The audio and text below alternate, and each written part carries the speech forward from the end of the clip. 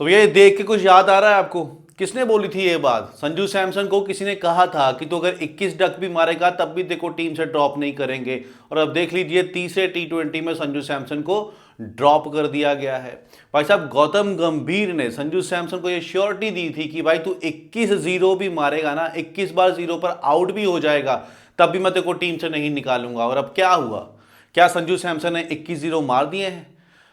Detail में बात करेंगे इसके ऊपर। गौतम गंभीर हमेशा की तरह जो भी अपनी स्टेटमेंट देते आए हैं, जो भी इंटरव्यूज में कहते हैं, हर उस एक बात से वो मुकरते जा रहे हैं जो उन्होंने बोली थी। सबसे पहले मैं आपको बता दूं कि मैंने पहले ही कह दिया था, तीसरा टी20 मैच से पहले ही मैंने वीडियो बना दी थी कि गौतम गंभीर के एरा में अगला नंबर संजू सैमसन का है। मैंने आपको कारण भी बताया था कि क्यों संजू सैमसन को निकाला गया है, पूरी बात की थी मैंने इस वीडियो के अंदर। अगर आपने नहीं देखी है तो आप वो देख सकते हो। मुझे ऐसा लग रहा है कहीं ना कहीं टीम के अंदर जो है वो जगह बनाई जा रही है अब ऋषभ पंत के लिए। अच्छी बात है यार, ऋषभ पंत को आना चाहिए, परफॉर्म करता है, क्योंकि सिलेक्शन परफॉर्मेंस के बेस पे ही होती है। जो बंदा परफॉर्म करेगा उसको आना ही चाहिए। लेकिन संजू सैमसन का क्या ड्रॉप होना बनता था? इसके ऊपर बात करेंगे। सबसे पहले हम तीसरे टी20 मैच की बात कर लेते हैं। तीसरे टी20 मैच हमने जीत लिया, ऑस्ट्रेलिया को हमने इजीली हरा दिया। उसके बाद यहां पर किस किस की सिलेक्शन हुई थी? हमने 3 चेंजेस किए थे प्लेइंग 11 में। हमने हर्षित राणा को बाहर किया, कुलदीप यादव को बाहर किया, संजू सैमसन को बाहर किया। हर्षित राणा की जगह पर लेके आए हम अर्शदीप सिंह को, कुलदीप यादव की जगह लेकर आए हम जितेश शर्मा को, और संजू सैमसन की जगह हम लेकर आए वाशिंगटन सुंदर को। ठीक है, सब कुछ ठीक है। पहले टी20 तो छोड़िए, हम ओडीआई से ये शोर मचाते आ रहे हैं कि टीम के अंदर अर्शदीप सिंह तो होने ही चाहिए। हर कोई, जितने भी क्रिकेट एक्सपर्ट है, रविचंद्र अश्विन का सुन लीजिए, हर बंदा ये हैरान था कि अर्शदीप सिंह को आप टीम से बाहर कैसे कर सकते हो। और आखिरकार उनको तीसरे टी20 में मौका मिला, और जब उनको मौका मिला तो उन्होंने क्या किया उसके ऊपर भी हम बात करेंगे। जितेश शर्मा भाई बंदा टैलेंटेड है, कोई शक नहीं है, टीम में जगह बनाना इसका बनता था, इसको मौका देना भी बनता था, और इसने साबित भी किया। थोड़ी छोटी सी इनिंग थी, स्कोर कम बचे थे, जितना हो सका इसने किया। इसके ऊपर सवाल भी उठाए जा रहे हैं कि वाशिंगटन सुंदर को इसने 50 रन कंप्लीट नहीं करने दिए, लेकिन अगर आपने मैच ध्यान से देखा होगा भाई, इसकी कोई इंटेंशन नहीं थी वहां पर 4 रन मारने की। जब वाशिंगटन सुंदर 48 पर खेल रहा था ना, पहली बॉल इसको फुल टॉस मिली थी, लेकिन इसने फुल टॉस बॉल को सिर्फ आराम से खेल के सिंगल निकाल लिया था, क्योंकि इसकी इंटेंशन यही थी कि वाशिंगटन सुंदर के 50 करवाने हैं। लेकिन जब अगली बॉल पर जब ये सामने आया तो फ्लो में निकालना, ये सिंगल ही चाहता था, लेकिन फ्लो में अच्छी कनेक्ट हो गई और बॉल जो है बाउंड्री पर चली गई और वाशिंगटन सुंदर 49 पर रह गए। तो इसमें इसकी कोई गलती नहीं थी। उसके बाद वाशिंगटन सुंदर को लेकर आए कुलदीप यादव की जगह वाशिंगटन सुंदर, सही चॉइस है। कुलदीप यादव टी20 ऑस्ट्रेलिया कंडीशन में नहीं बनते हैं। एशिया कप में जब दुबई में खेल रहे थे, स्लो पिचेस थी, वहां पर कुलदीप यादव डेफिनेटली बनते ही थे। लेकिन यहां पर आप कुलदीप यादव को रेस्ट दे सकते थे, पहले टी20 में भी और दूसरे में भी, लेकिन वहां आपने इनको सिलेक्ट किया, अभी उनको नहीं खिलाया, कोई इशू नहीं है। मेन इशू है संजू सैमसन को ड्रॉप करने का। उसके बाद हम बात करते हैं भाई साहब इन भाई साहब की। इन भाई साहब के ऊपर बहुत सवाल थे, बहुत प्रेशर था। मैंने कहा था कि इनके स्कोर बनाना बहुत ज़रूरी है, क्योंकि ये एक बंदा जो टीम इंडिया का आने वाला फ्यूचर है, जो अपने टेस्ट में तो कप्तानी पक्की कर चुका है, जगह भी पक्की कर चुका है, परफॉर्मेंसेस भी अच्छी दे रहा है, ओडीआई में भी कप्तान बन गए हैं, अच्छी परफॉर्मेंसेस आ रही हैं। हालांकि जो ऑस्ट्रेलिया के अगेंस्ट 3 ओडीआई हुए थे उनमें अच्छी परफॉर्मेंस नहीं आई थी, लेकिन फिर भी ओडीआई में जस्टिफाई लगता है, टेस्ट में जस्टिफाई लगता है, लेकिन कहीं ना कहीं टी20 में इनका प्लेस जस्टिफाई नहीं लगता है, क्योंकि इनका जो इंटेंट है ना वो आजकल की फास्ट क्रिकेट से मैच नहीं कर रहा है। ऐसा ना हो कि आने वाले टाइम में टी20 में अगर हम लगातार इनको मौके देते रहे, गौतम गंभीर और बीसीसीआई अपनी जिद पर अड़े रहे, तो ऐसा ना हो कि बाबर आजम की तरह, जो पाकिस्तान में बाबर आजम का हाल होता है ना कि स्लो स्ट्राइक रेट के कारण को क्रिटिसाइज किया गया था, टी20 से बाहर कर दिया गया था, फिर से उनको वापस ले आए हैं, लेकिन उसी तरीके से इनको भी क्रिटिसाइज किया जा सकता है, क्योंकि इनका भी खेलने का जो स्टाइल है ऑलमोस्ट वैसा ही है। जो अभिषेक शर्मा आप देखोगे, वो बंदा आते ही शुरू हो जाता है, मतलब उसको फर्क नहीं पड़ता सामने गेंदबाज कौन है। अगर अच्छे टप्पे पर बॉल गिर रही है तो वो बंदा खुद जगह चेंज करता है, कभी आगे जाएगा, कभी पीछे जाएगा, कोशिश करता है बाउंड्री ढूंढने की। लेकिन शुभमन गिल को लूज बॉल चाहिए। ये बंदा बाउंड्री मारेगा, छक्का मारने का भी दम रखता है, लेकिन लूज बॉल पे मारता है। ये खुद बॉल को बनाता नहीं है। इनकी गेम में और अभिषेक शर्मा की गेम में जमीन आसमान का फर्क है। और सबसे ज्यादा क्रिटिसिज्म इसलिए हो रहा है क्योंकि एक डिजर्विंग बंदे की जगह पर खेल रहा है। वो डिजर्विंग बंदा कौन है? जायसवाल। कि जायसवाल सबको दिख रहा है द मोस्ट टैलेंटेड प्लेयर, जो तीनों फॉर्मेट का खिलाड़ी होना चाहिए, लेकिन उसको टीम में हम नहीं ले रहे हैं। क्यों? क्योंकि हम शुभमन गिल को प्रमोट कर रहे हैं। अगर शुभमन गिल स्कोर बनाते तो हमको क्या फर्क पड़ता है यार, कि जायसवाल को नहीं खिला रहे, शुभमन गिल खेल रहा है, शुभमन गिल अच्छे स्कोर बना रहा है, कोई बात नहीं करेगा। लेकिन जब आप जायसवाल की जगह पर खेल रहे हो और ऊपर से स्कोर भी ना बना रहे हो, फिर तो सवाल उठने ही है भाई। तो सब लोग यही कह रहे हैं कि जायसवाल को आप खिलाइए।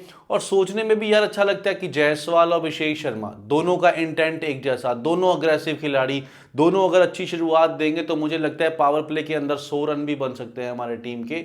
तो शुभमन गिल को अपने आप को प्रूव करना पड़ेगा, स्पेशल T20 में, कि मैं T20 में अगर खेल रहा हूं तो मैं अपनी परफॉर्मेंस पे खेल रहा हूं, इसलिए नहीं कि मुझे अगला पोस्टर बॉय बनाया जाना है और BCCI की रिकमेंडेशन से, कोच की रिकमेंडेशन से मुझे खिलाया जा रहा है। तो शुभमन गिल को कुछ ना कुछ तो सोचना पड़ेगा भाई। अब अगली बात करते हैं अर्शदीप सिंह की। अर्शदीप सिंह को हर्षित राणा की जगह पे खिलाया गया। बहुत कहा गया था कि अर्शदीप सिंह कैसा बंदा है जो टीम से ड्रॉप करना बनता ही नहीं है। इस बंदे ने जसप्रीत बुमराह से ज्यादा विकेट ली हुई हैं। टीम इंडिया का लीडिंग विकेट टेकर गेंदबाज है ये T20 फॉर्मेट के अंदर, और हम इसको ड्रॉप कर रहे हैं। चाहे स्लो विकेट हो, चाहे फास्ट विकेट हो, जैसी मर्जी विकेट हो, ये बंदा टीम का हिस्सा होना ही चाहिए। मैंने आपको याद है कहा था कि बॉलिंग और बैटिंग का अगर आप कंपैरिजन करो, जिस तरीके से बल्लेबाज जब आते हैं, आते ही स्कोर बनाते हैं, लाइक अभिषेक शर्मा ही ले लेते हैं। अभिषेक शर्मा जिस तरीके का तहलका मचा रहा है, क्या आप सोच सकते हो उसको टीम से ड्रॉप करने का? क्या आप ये सोच सकते हो कि यार स्लो विकेट है आज अभिषेक को नहीं खिलाते, या फास्ट विकेट है आज अभिषेक को नहीं खिलाते? नहीं ना, बल्लेबाज तो पक्का रहता ही है। बल्लेबाज तो कभी भी कंडीशन के हिसाब से बाहर नहीं होता, तो फिर गेंदबाज क्यों बाहर हो जाता है? मतलब आपको क्यों लगता है कि यार स्लो विकेट है तो अर्शदीप सिंह को बाहर कर देना चाहिए? दोनों का तो सेम है ना, क्योंकि बॉलिंग के अंदर जिस तरीके का रुतबा इसका है, बैटिंग के अंदर उस तरीके का रुतबा उसका है, तो हमको दोनों को सेम लेके चलना चाहिए। और अर्शदीप सिंह ने बताया भाई साहब कि आपने मुझे 2 T20 में नहीं खिलाया, लेकिन तीसरे में मुझे आपने खिलाया, और इस बंदे ने कितनी परफॉर्मेंस दी है?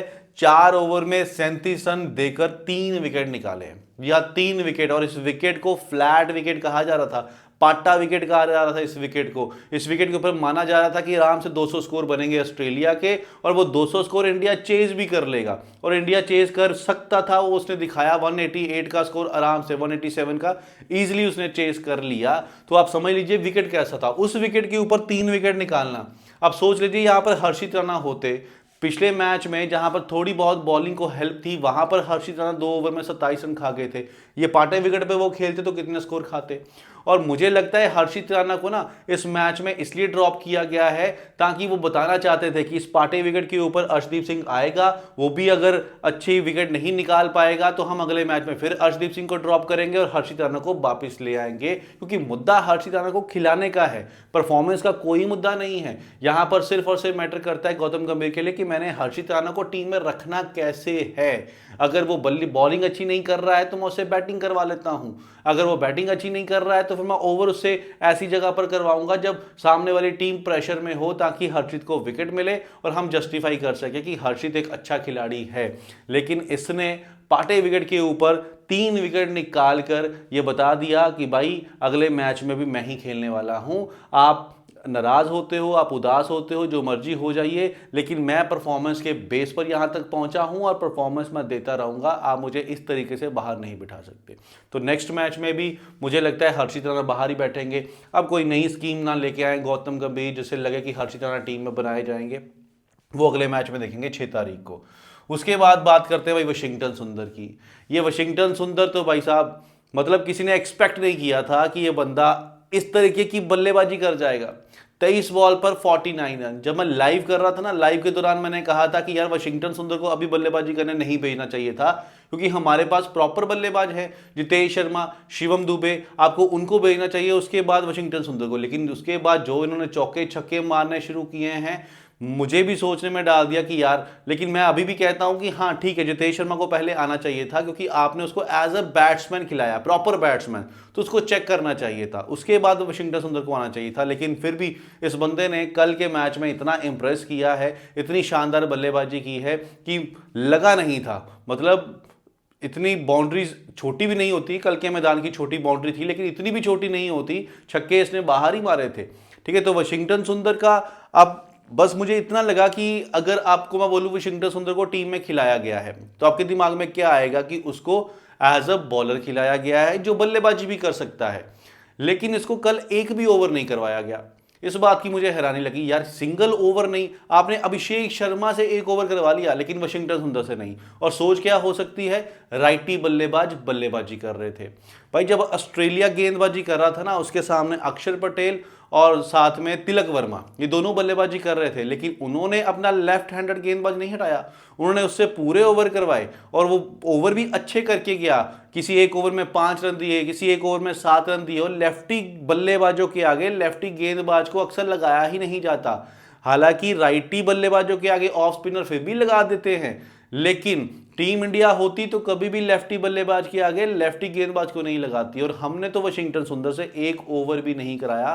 तो मुझे ऐसा लगा जब आपने वाशिंगटन सुंदर से ओवर ही नहीं करवाना था, बॉलिंग ही नहीं करवानी थी इस बल्लेबाजी को देखने से पहले, तो क्या वाशिंगटन सुंदर की जगह पर राइट चॉइस रिंकू सिंह नहीं होते? इनको तो इसीलिए खिलाया गया था ना कि ये बॉलिंग भी कर सकते हैं, लेकिन अगर आपने ओवर एक भी नहीं करवाना था तो फिर रिंकू सिंह टीम में खेल सकते थे एज अ फिनिशर। वो तो अच्छी बल्लेबाजी कर गए, अलग बात है, अगर अच्छी बल्लेबाजी नहीं करते तो फिर क्या ये राइट चॉइस नहीं होती? लेकिन टीम इंडिया अपने अलग तरीके से सोचती है। कप्तान और कोच जो कहते हैं कप्तान साहब की हम दोनों की सोच जो है वो एक जैसी है, ठीक है, एक जैसी सोच है, उसी के साथ हम मैच तो चलो जीत गए हैं, लेकिन मुझे ऐसा लगता है कि यार प्लेइंग 11 में ना बहुत कुछ अलग चल रहा है। अब बात कर लेते हैं इन दोनों की सोच की, जो हम बात कर रहे थे कि भाई ये दोनों की सोच जो है वो एक जैसी है। कप्तान साहब ने कहा था कि अगर आप हम दोनों को अलग अलग बिठाकर एक पेपर दे दोगे और बोलोगे प्लेइंग 11 बनाओ, तो मेरी 11 और गंभीर सर की 11 एक जैसी होगी। दोनों के सेम सोच है। भाई दोनों की सेम सोच नहीं है, सोच सिर्फ कोच साहब की है। ये सोचते हैं, ये इनको बताते हैं और वो आगे कर लेते हैं, सोच अपने आप मैच कर जाती है। सोच तो तब मैच नहीं करेगी ना, ये कुछ बोलेंगे और ये आगे से डिसएग्री करेंगे। ये साहब डिसएग्री करते नहीं है। कोच साहब बोलते हैं कि साहब अब इसको बल्लेबाजी करने के लिए भेजिए। अगर आपने लाइव मैच देखा होगा ना, वाशिंगटन सुंदर के आने से पहले कोच साहब कप्तान साहब को कुछ कह रहे थे, उनके कानों में कुछ बात कर रहे थे, वो यही कह रहे थे वाशिंगटन सुंदर को भेज दो। इन्होंने कहा होगा जी हजूर, वाशिंगटन सुंदर को पैड करवाओ, उनको आगे भेजो, इसलिए इनकी सोच मैच करती है। नहीं तो इन्होंने ही संजू सैमसन को कहा था कि भाई साहब तुम 21 डक भी मारोगे ना, Gautam Gambhir once came to me, Sanju Samson ने खुद कहा था ये कि वो मेरे पास आए थे एंड आस्क्ड व्हाट हैपेंड, क्योंकि वो निराश बैठे थे, जल्दी आउट हो गए थे। तो गौतम गंभीर इनके पास गए, पूछा भाई क्या हुआ तुझको? I told him I couldn't convert my start, मुझे स्टार्ट मिल रहा है लेकिन मैं कन्वर्ट नहीं कर पा रहा हूं। He told me even if you score 21 ducks I want drop you, भाई 21-0 भी मारेगा तब भी तुझे ड्रॉप नहीं करने वाला। I really felt safe which help me to score, फिर मुझे थोड़ा सेफ लगा, उसके बाद 3 शतक मारे थे इसने। लेकिन अब क्या हुआ, वो 21 डक वाली बात का क्या किया? क्या संजू सैमसन के 21 डक हो चुके हैं जो आपने उसको ड्रॉप कर दिया? भाई संजू सैमसन इस मैच में ड्रॉप होना नहीं बनता था। अगर संजू ड्रॉप होना बनता है तो फिर शुभमन गिल भी ड्रॉप होना बनता है। परफॉर्मेंस शुभमन गिल की भी नहीं आ रही है। अगर एक बंदे की परफॉर्मेंस आप देख रहे हो तो फिर दूसरे की भी देखो।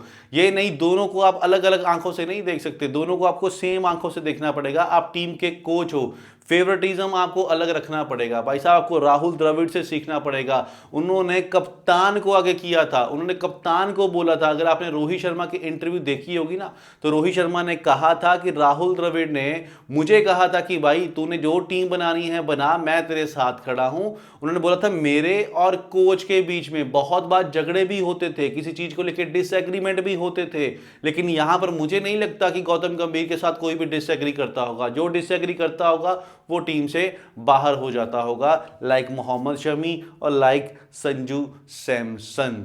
ठीक है, संजू सैमसन टीम में होने ही चाहिए थे, इतना भी बुरा नहीं किया। एक तो आप इसको सेटल नहीं होने दे रहे हो, कभी इसे ओपनिंग करवाते हो, कभी 5 पर, कभी 7 पर, कभी 3 पर। मतलब जानबूझकर, मैंने कहा था ना, उस दिन भी कहा था जब संजू सैमसन नंबर 3 पर आए थे कि इनको बलि का बकरा बनाया गया है, क्योंकि अगले मैच में इनको ड्रॉप किया जाना है। इसीलिए इनको नंबर 3 पर भेजा गया था उस मैच में, दूसरे टी20 में। वहां पर सबको दिख रहा था हैजलवुड इतनी खतरनाक गेंदबाजी कर रहा है, कोई भी बल्लेबाज जाएगा तो वो आउट हो जाएगा, और वहां पे उसी बल्लेबाज को आना चाहिए था जिसकी वो पोजीशन थी, सूर्य कुमार यादव की, लेकिन वो अपनी पोजीशन पर नहीं आए। बलि का बकरा बना दिया इनको कि ये जाएगा, जल्दी आउट हो जाएगा, और आउट होगा तो हम इसको अगले मैच में बाहर कर देंगे। मुझे कहीं ना कहीं ये सारा कनेक्टेड लगता है कि टी20 के अंदर भी ये ऋषभ पंत को वापस लेकर आने वाले हैं, क्योंकि ऋषभ पंत की फैन फॉलोइंग भी बड़ी है। उनकी फैन फॉलोइंग होगी, ऋषभ पंत अगर परफॉर्म करेंगे, टीम में सेट हो जाएंगे, तो क्राउड भी बढ़ेगा, लोग देखने आएंगे और बीसीसीआई को उससे फायदा होगा। चलिए, जो भी ये सोचते हैं, लेकिन संजू सैमसन को ड्रॉप करके इन्होंने बहुत ही गलत किया है। अब देखते हैं अगले 4th टी20 में क्या प्लेइंग 11 सामने आती है, क्योंकि हर बार गौतम गंभीर कुछ ना कुछ नया करते ही हैं।